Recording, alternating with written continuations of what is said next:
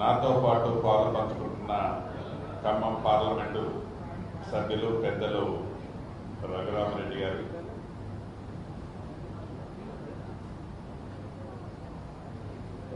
Print and electronic media మిత్రులందరికీ మనస్ఫూర్తిగా హృదయపూర్వక నమస్కారం. ప్రధానంగా ఈరోజు యొక్క సమావేశం ముఖ్య ఉద్దేశం ప్రజాపాలన ప్రగతి ప్రణాళికలో భాగంగా రాష్ట్ర ప్రభుత్వం 2 సంవత్సరాలు పూర్తి చేసుకుని 3వ సంవత్సరంలో అడుగుపెట్టిన సందర్భంగా 99 రోజుల కార్యక్రమం రాష్ట్ర వ్యాప్తంగా అన్ని సెక్టార్లకు సంబంధించిన అంశాల మీద ప్రభుత్వ అధికారులే ప్రజల వద్దకు వెళ్లే కార్యక్రమాన్ని మరొకసారి చేపట్టి దాంట్లో భాగంగా ప్రతి గ్రామానికి, ప్రతి డివిజన్కి, ప్రతి వార్డుకి వివిధ రూపాలలో వివిధ అంశాలను తీసుకొని ప్రజల వద్దకి వెళ్లిన సంగతి మీకు తెలిసిందే. దీంట్లో స్థానిక ప్రజాప్రతినిధులతో పాటుగా గౌరవ ముఖ్యమంత్రి గారు, సహచర కేబినెట్ మంత్రులు, ఎమ్మెల్యేలు, ఎంపీలు, ఎమ్మెల్సీలు, కార్పొరేషన్ చైర్మన్లు, రాజ్యసభ సభ్యులు, పార్లమెంటు సభ్యులు కూడా ప్రత్యక్షంగా వారి వారి పరిధిలోని కేటాయించిన ఏరియాల్లో వాళ్ళు విస్తృతంగా పర్యటించి ఈ గడిచిన 2 సంవత్సరాల్లో రాష్ట్ర ప్రభుత్వము పేదవాడికి, తెలంగాణ ప్రజలకి ఏ విధంగా అభివృద్ధి సంక్షేమాన్ని తీసుకెళ్లిందో, ఇంకా ఎక్కడైనా ఈ పేదవాడికి అందని సంక్షేమ కార్యక్రమాలు కానీ అభివృద్ధి జరగని ప్రాంతం కానీ ఉంటే దాన్ని ఐడెంటిఫై చేసి వాటన్నిటినీ పరిష్కరించే దిశగా ఈ 99 డేస్ కార్యక్రమం రేపు జూలై 12 నాటికి పూర్తి కాబోతుంది. దీంట్లో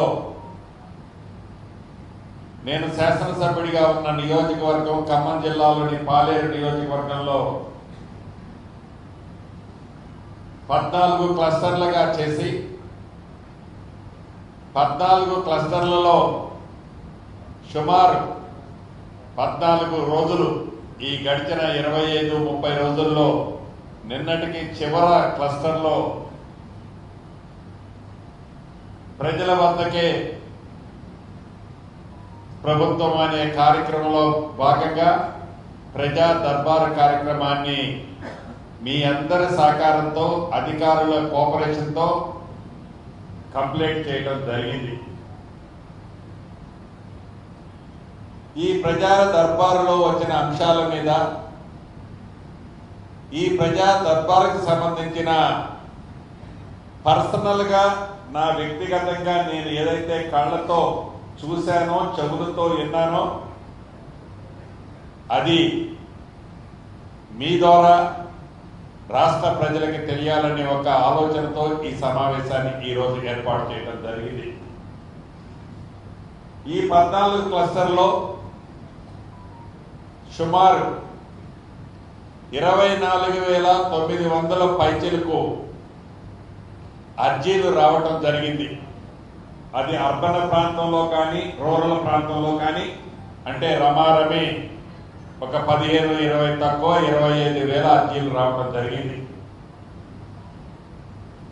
ఈ అర్జీల్లో ప్రధాన అంశం 11,000 అప్లికేషన్లు ఇందిరమ్మ ఇల్లు కావాలని, సుమారు 5,200 అప్లికేషన్లు ఆసరా పెన్షన్లు కావాలని, 4,300 అప్లికేషన్లు భూములకు సంబంధించిన అంశాలు, ఈ భూములకు సంబంధించిన అంశాలలో ప్రధానమైన కొన్ని వివరిస్తాను. సాదా బైనామాల అంశం ఆనాడు ధరణి చట్టాన్ని తీసుకొచ్చేటప్పుడు తీసుకురావడానికి కొన్ని రోజుల ముందు ఆన్లైన్ లో మీ సాదా బైనామాలకు సంబంధించిన అంశాలని అప్లోడ్ చేసుకోమని ఆనాటి ప్రభుత్వ ఆలోచనలు సూచనలకు అనుగుణంగా రాష్ట్ర వ్యాప్తంగా భూములున్న ఆసాములు సుమారు 9,26,000 అప్లికేషన్లు అప్లై చేశారు.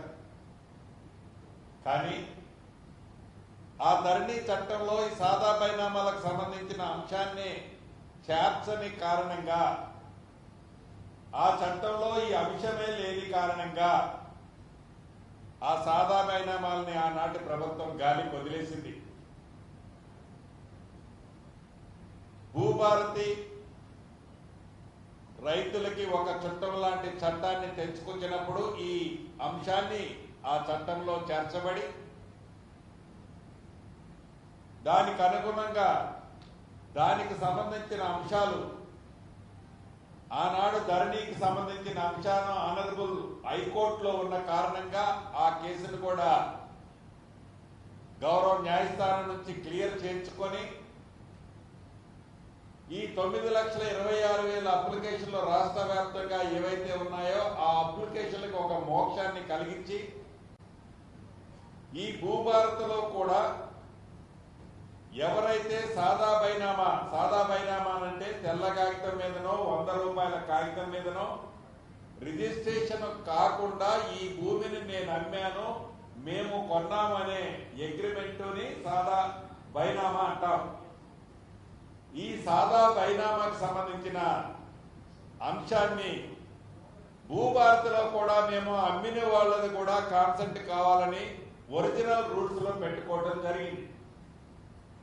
తర్వాత రాష్ట్ర వ్యాప్తంగా వేలాది మంది భూములున్న ఈ సాదా బైనామా అంశానికి సంబంధించిన రైతుల యొక్క సూచనలు, ఆలోచనలు, వారి కొన్న ఇబ్బందుల్ని దృష్టిలో పెట్టుకొని వారి కోరిక మేరకు రాష్ట్ర కేబినెట్ గౌరవ ముఖ్యమంత్రి రేవంత్ రెడ్డి గారు ఎవరైతే అమ్మినారో వారి కాన్సెంట్ అవసరం లేకుండా ఉండే విధంగా ఆ రూల్స్ ని సవరించిన తర్వాత వడివడిగా ఈ సాదా బైనామాలకు సంబంధించిన అంశం ఈ 9,26,000 ఏవైతే రాష్ట్ర వ్యాప్తంగా పెండింగ్ ఉన్న అప్లికేషన్లలో ఇప్పటి వరకు 5.5 లక్షల అప్లికేషన్లని ఐడెంటిఫై చేసి వాటికి నోటీసులు ఇవ్వడం జరిగింది. మిగిలినవి కూడా రాష్ట్ర వ్యాప్తంగా నాకు తెలిసి మాక్సిమం ఔటర్ లిమిట్ నోటీసులు ఇవ్వడానికి ఇంకొక 15 రోజుల్లో పూర్తవుతుంది. దాని తర్వాత యాజ్ పర్ యాక్ట్ ప్రకారం 30 డేస్ నోటీస్ పీరియడ్ ఉంటుంది. దాని తర్వాత ఎలిజిబుల్ ఉన్న సాదా బైనామాలన్నింటినీ కూడా పరిష్కరిస్తామని గతంలో కూడా నేను 1-2 సార్లు ఇదే మీడియా మిత్రుల ద్వారా రాష్ట్ర భూములున్న రైతన్నులకు అందరికీ తెలియజేశాను. అదే విధంగా ఈ ప్రజా దర్బారు నా నియోజకవర్గానికి సంబంధించిన దాంట్లో కూడా సుమారు 23-2400 అప్లికేషన్లు రావడం జరిగింది. 4,300లో మిగిలిన 2,000 అప్లికేషన్లు తరతరాలుగా భూముల్లో ఉన్న ఆ భూములు మా ముత్తాతకి రాలేదు, మా తాతకి రాలేదు, మా నాయనకి రాలేదు, ఇప్పుడు మాకు కూడా పాస్బుక్లు రావటం లేదని వారు ఒక ఆవేదన వెళ్ళబోచడం జరిగింది. అటువంటి సైజబుల్ గా ఉన్నాయి. భూమి ఉంది కానీ పాస్బుక్ లేదు. ఆ నెంబర్లో, ఆ సర్వే నెంబర్లో ఉండే భూమి అంతా కూడా భూమి లేని ఆనాటి పెద్దలు వారు పాస్బుక్లు తీసుకున్న కారణంగా ఆ ల్యాండ్లో ఈ ఉన్న భూమి ఆసాన్ని ఎవరైతే సిట్టింగ్ లో ఉన్నారో వారికి కొంత భూమి కూడా మనం ఎక్కలేని పరిస్థితిలో ఆ నెంబర్ యాక్సెస్ కావటం వల్ల ఎక్కలేకపోయాం. ఈనాడు ప్రభుత్వం రాష్ట్ర వ్యాప్తంగా మొదటి విడత ప్రతి జిల్లాకి 70 రెవెన్యూ గ్రామాలు తీసుకొని ఈ 70 రెవెన్యూ గ్రామాలకు సంబంధించిన ప్రతి అంగుళాన్ని సర్వే చేసి ఈ సర్వే ద్వారా పొజిషన్ లో ఎవరైతే ఉన్నారో వారికి పాస్బుక్లు ఇస్తూ పొజిషన్లో లేని వారి పాస్బుక్ల్ని క్యాన్సిల్ చేసే చట్టాన్ని కూడా తీసుకొచ్చాం. దాంట్లో మొదటి విడతగా మన జిల్లాలో కూడా 70 రెవెన్యూ గ్రామాల సర్వే ఇప్పటికే కాకరవాయి నా నియోజకవర్గంలో ఆల్రెడీ చేశాం. ఇలా కొన్ని గ్రామాల రాష్ట్ర వ్యాప్తంగా ప్రతి జిల్లాలో 70 తీసుకుంటున్నాం. ఇందాక నేను ఏదైతే నా నియోజకవర్గంలో సైజబుల్ గా భూములుండి పాస్బుక్ లేని రైతులు ఉన్నారో వాళ్ళకి ఈ సవరణ ద్వారా సర్వే చేయించి ఎస్పెషల్లీ స్పెషల్ డ్రైవ్ చేసి ఈ పాలేరు నియోజకవర్గానికి సంబంధించిన ప్రజా దర్బార్లో వచ్చిన అప్లికేషన్లు దానికి సంబంధించి పరిష్కరించబోతున్నాం. అదేవిధంగా ఒక సర్వే నెంబర్లో ప్రభుత్వ అవసరాల కోసం ఎక్వియేషన్ 5 కుంటలో 10 కుంటలో చేస్తే ఆ సర్వే నెంబర్ మొత్తం ధరణిలో ప్రొవిడెంట్ లిస్ట్ లో ఉంది. అదే కంటిన్యూ వచ్చింది. ఇంకా అటువంటి కూడా పట్టా భూముల్ని ఆ ప్రొవిడెంట్ లిస్ట్ నుంచి కూడా డిలీట్ చేసేది ఆల్రెడీ ఆల్మోస్ట్ క్లియర్ చేశాం. అది కూడా 3 డిజిట్స్ లో సైజబుల్ గా ఉన్నాయి. ఇలా రమారమి 4200 రెవెన్యూ సంబంధించిన దాంట్లో న్యాయమైన ప్రాథమికంగా ఉన్న ఇన్ఫర్మేషన్ నాకున్న ఇన్ఫర్మేషన్ బట్టి 2200 2300 అప్లికేషన్లు క్లియర్ కాబోతున్నాయి. వీటితో పాటు ఏదైతే గృహజ్యోతికి సంబంధించిన అప్లికేషన్లు కూడా ఒక 1127 అప్లికేషన్లు గృహజ్యోతికి ఆనాడు మేము మిస్ అయ్యాము. ఆ ఆప్షన్ లేని కారణంగా కొన్ని పెండింగ్ ఉన్నాయని ఈ ప్రజా దర్బార్లో 1100 అప్లికేషన్లు గృహజ్యోతికి సుమారుగా రావడం జరిగింది. ఇక మిగిలిన అంశాలు గిట్ల పంచాయతీలు రైతుల మధ్య ఉన్నాయి. కొన్ని దారులు కావాలని, కొన్ని గ్రామాల్లో తాగునీరు వెరీ లిమిటెడ్ ప్రాంతాల్లో తాగునీరు రావాలని, అదే రకంగా గ్రామంలోని రైళ్లు సిమెంట్ రోడ్లు కావాలని, ఇక కొన్ని చిన్నవి వ్యక్తిగతమైన అంశాలు కూడా రావడం జరిగింది. ఈ 25,000 అప్లికేషన్లకు సంబంధించిన దాంట్లో ప్రధానమైన ఇందాక నేను చెప్పినట్లు నెంబర్ 1 స్థానంలో ఇందిరమ్మ ఇల్లు, నెంబర్ 2 స్థానంలో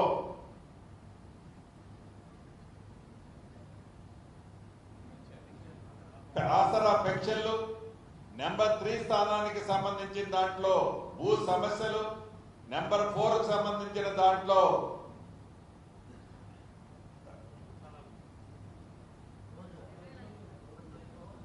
గృహజ్యోతి. ఇలా ఈ అంశాలన్నీ కూడా ఐడెంటిఫై చేయడం జరిగింది.